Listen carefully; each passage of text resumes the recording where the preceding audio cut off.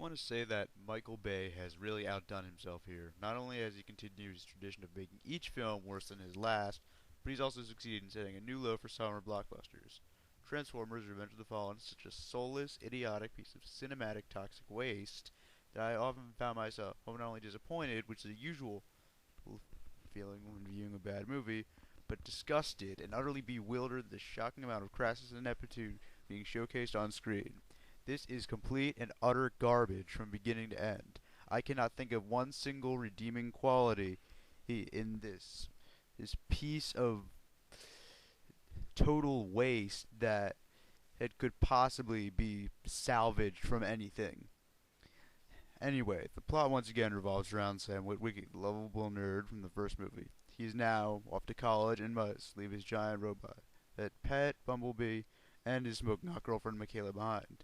However, on the morning of the day Sam leaves, he touches the remaining fragment of the Allspark and gets Cybertronian symbols burned into his brain.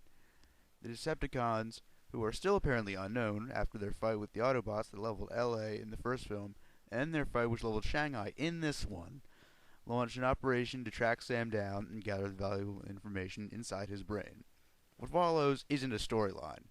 It's a series of character introductions that lead to even more character introductions. Roommate Kid introduces Agent Simmons from the last movie. Agent Simmons introduces Deus Ex Machina robot, etc., etc., etc. The movie's only the other method of moving its paper-thin plot forward is to present a number of dangerous situations for the characters to escape to create an unconvincing illusion of narrative momentum. Needless to say, it fails, and the plot comes off as a bunch of tenuously connected events and motivations that just barely fit together and never seem to add up to anything at all. This is a movie where the script could have been written on the toilet with plot holes, inconsistencies, and Deus Ex Machina galore. Throw in some juvenile comic relief about dogs humping, a visual gag including robo-testicles, and a jet transformer farting parachutes, and you've got a recipe for disaster. Equally loathsome are most of the characters. They're unlikable, annoying, borderline racist, and some even unnecessary. Many unnecessary, actually. Sam has two speeds throughout the film, nervous and more nervous. Shia LaBeouf's constant attempts to add quirkiness to the character also fall completely flat. His girlfriend Michaela has such a thin personality that she could easily be replaced by a JCPenney dummy, a matter not helped at all by Megan Fox's unbelievably wooden acting. Chemistry between the two is non-existent.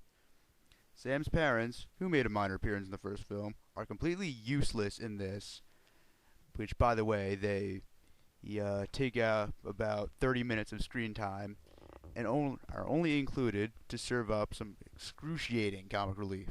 Meanwhile, two soldiers from the previous film, played by Josh Duhamel and Tyrese Gibson, are so tacked on and inconsequential that they could have been just replaced or excluded altogether. Not only this, but as hinted at in my critique of the chintzy narrative techniques, each character, in addition to being annoying and unlikable, is merely a plot device, whose purpose is not to develop, despite what the long, meaningless exposition scenes may make you think, but to move the plot forward in the most sloppily written, awkward ways possible. It is at this point I would like to devote a little bit of time to the most loathsome characters I've ever seen in a film. The robot twins, Skids and Mudflap.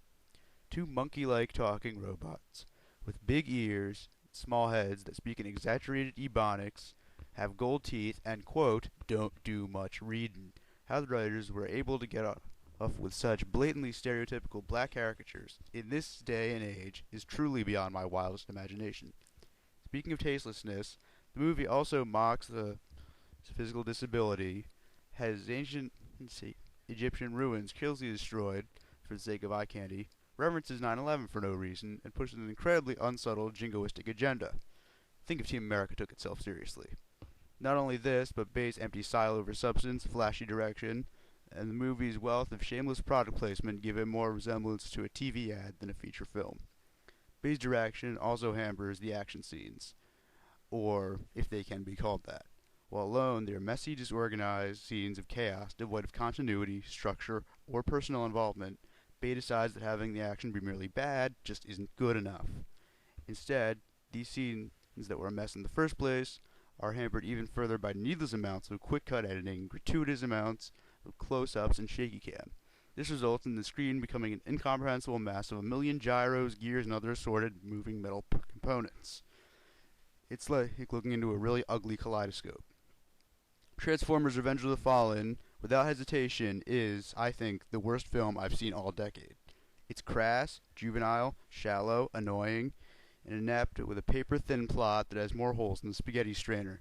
It's a flashy, expensive, noisy testament to all that's superficial and empty-headed, not only in Hollywood, but in society itself. A garbage heap with a $200 million price tag. I give this movie 0 out of 5. Were it possible to give it lower, I think I would.